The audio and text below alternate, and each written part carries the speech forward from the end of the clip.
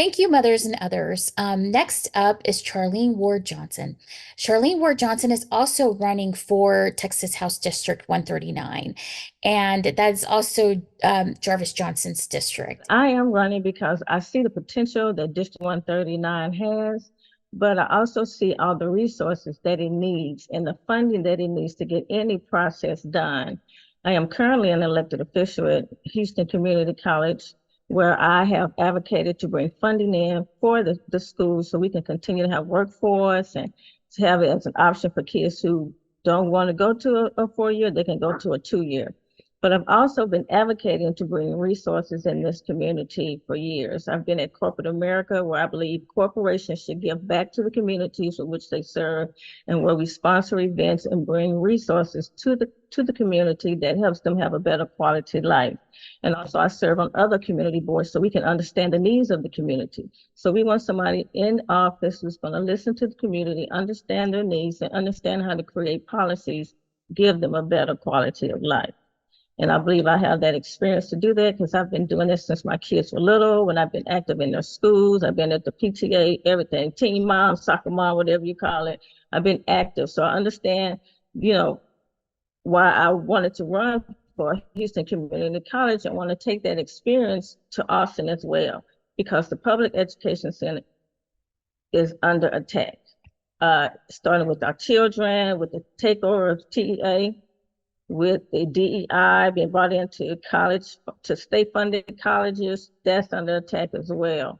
So my 3 issues are going to be public education, women's rights, and a safer community, safer and cleaner communities. Women's rights, because being a woman and a mother, I believe we need to have an option to decide what we want to do with our body.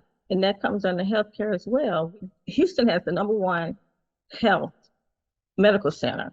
We cannot use that, our own #1 medical center, to have our children or have our abortion.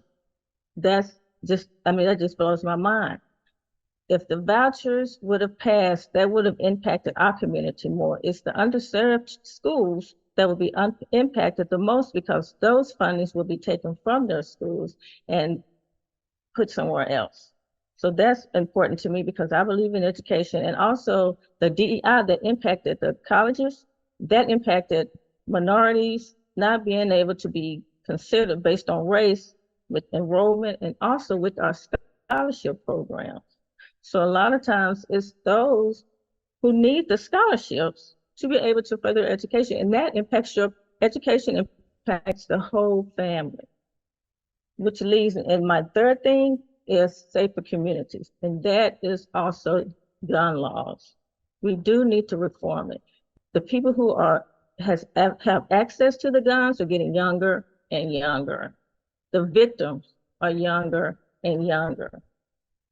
Advocate to increase the age for you to be able to get a gun. Increase the age.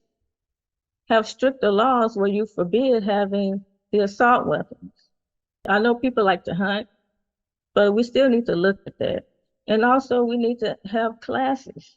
You need to have classes. There needs to be a longer waiting period, because a lot of times, I think, and even if you go to a gun show, you shouldn't be able to buy a gun at a gun show. So we need to not be able to do that. You need to be able to go in and fill out a license and take more precautions on who we let have guns. So that comes under the safer community. Crime would be another initiative, and that comes under safer communities. And so I'm running again, like I say, because all of these policies, you have to have experience creating policies, writing legislation, and know how to advocate to get funding, because anything has to be sustainable. And so that's what I have the experience, and that's what I'm running. You can reach me at my website at www.electcharlene.com. Thank you so much, Charlene. I look forward to seeing you on the campaign trail, and I hope we get a chance to meet during this election cycle. So thank you so much for showing up today. I really appreciate it. Mm-hmm.